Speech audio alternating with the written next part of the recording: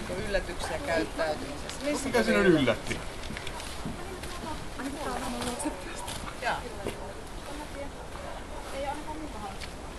Miten se ei niin kauheasti sen kelkan jälkeen ainakaan mua yllättänyt, ettei tarvitse välttämättä mennä kikkailemaan liian lähellä.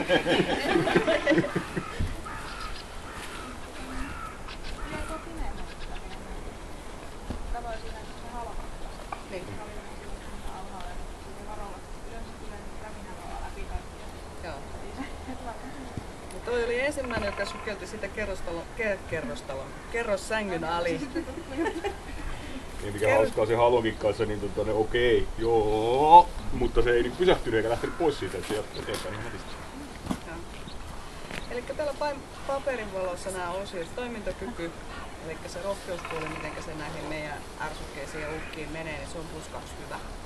Se reagoi joka paikassa, se puolustaa itseänsä terävyydessä, se leikkii, kulkee pimeässä huoneessa, selvittää kelkan ilman apua. Joka paikassa toimii. Terävyys, kuinka se puolustaa itseänsä tuossa seinässä, kun se jää yksin ja sitä uhataan, se on +2 suuri ilman jäljelle jäävää hyökkäyshalua. Se on ensimmäinen rasaus, kun se aloittaa ja se vastaa loppuun asti ja se ei anna tuumaakaan periksi. Se ei niinku alistu eikä väistä siinäkään, kun lyö risuu seinään. Ja siinäkin on vielä järki mukana, että se lähtee käden mukaan, että jos ylettyisi. Niin. Eli se on niinku kyllä, että siihen se niinku syttyy tosi nopeasti ja sitten kestää loppuun asti. Sitten puolustushalu, miten se reagoi, kun te olette yhdessä laumana liikkeellä. Se on -2 erittäin suuri. Sama juttu, että se ei tarvitse kauaa katsella, että mitä toi jää ja meinaa. Se ottaa heti niinku haasteen vastaan ja ottaa sen puolustuksen. Kestää loppuun asti, ei se siitä olisi väistänyt yhtään mihinkään. Todennäköisesti Markolle olisi tullut reikiä johonkin, jos olisi vielä lähemmäksi tullut. Ja sitten se, että se palautuminen kestää niin, että te joudutte yhdessä kävelemään johonkin paikkaan, niin sen takia on erittäin suuren. Menee vähän niin kuin ihan tästä yli. Niin. Mutta pystyt meneen koiran kanssa nakkikioskille ihan ensimmäiseksi sanoa naosta. Ei sieltä kukaan tule. Joo, sillä olisi varmaan ihan kiva nakkikioski, jossa mennä tällainen väkijoukkoon halakoon niin armeijan koidilla aikana. Niin. Taisteluhalu, keppileikki ja miten se käyttää sitä taisteluhalua muutenkin tässä testin aikana, niin se on +3 suuri.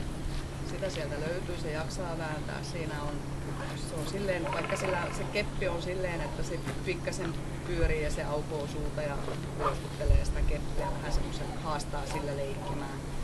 Mutta sitten kun se ottaa, niin se rutisee ja paukkuu se keppi ja se ei suostu irrottaa, vaikka uhataan lyön käsiä yhteen. Ja se käyttää sitä taisteluhalua täällä niin kuin kussakin osiossa. Taisteluhalua sieltä löytyy. Sitten hermot, kuinka se kuormittuu tässä testin aikana, niin se on +1 hieman rauhaton. Pikkasen se valskaa, sillä menee nää yli, että niin kelkalla niin siinä kestää se viide, että se jää vähän niin kuin mäyräkoirana menee siihen ja ensin niin kuin räpsii sitä terävyyden kautta ennen kuin rauhoittuu sen verran. Sitten nämä hyökkäyksien jälkeen niin pikkasen jää yli, että se ei se palautuminen ole ihan niin nopealla kuin toivottaisiin. Tuossa seinällä kun jää yksin, niin siinä se vinkuu ja haukkuu ja tikisee, että se ei ole kaikki valmiiksi se. Mutta sitten nuo itse järkytykset, mitä niissä on, eihän niissä sitten silleen taas ole mitään. Se, häntä pyörii ja mennään seuraavaan asti. Semmoista on. Ei ole ihan niin hyvin hallinnassa toi herra.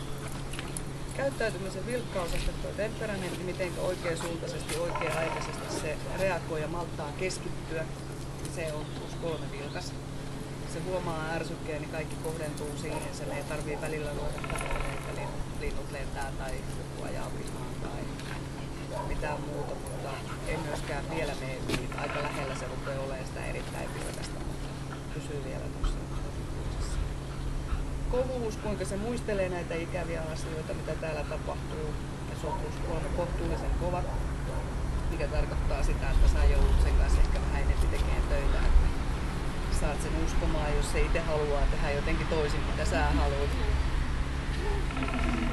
Joo, eli haalarilla niin ei välitä yhtään mitään, tynnyristä ei välitä yhtään mitään, kiintyä suunnilleen tynnyrin päälle, kun se on siitä pyörin pimeässä huoneessa. Sängyn ali ei välitä halosta mitään, ei se näin niin järkytä sitä, eikä se on valmis menee ihan samasta paikkaa uudestaan, vaikka sieltä olisi pikkasen kolhua tullutkin. Luoksepäästävyys, tuo alun luoksepäästävyys, kun se mua tulee tervehtiin, niin se on ihan puhtaan avoin, mutta sen verran siinä on kuitenkin sitten, että hyökkäysten jälkeen siihen jää semmoinen pieni varautuneisuus, mikä nyt tietysti johtuu vähän osittain myös siitä, että se nousee se kierrokset niin korkealle.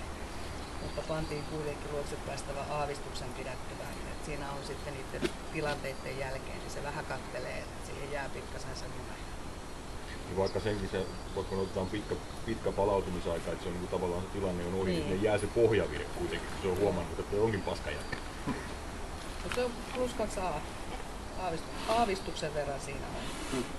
Ja nyt sitten lasketaan yhteen plussia ja lasketaan miinukset yhteen. Miinusta ei tulekaan muuta kuin tuolta puolustusalun kautta, niin sitten loppupisteeksi jää 194.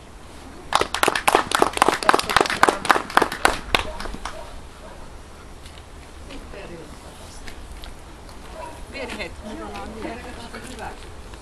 Aivan, joo. Merkataan. Tässä on se. Hyvä. Alkuperäisiä.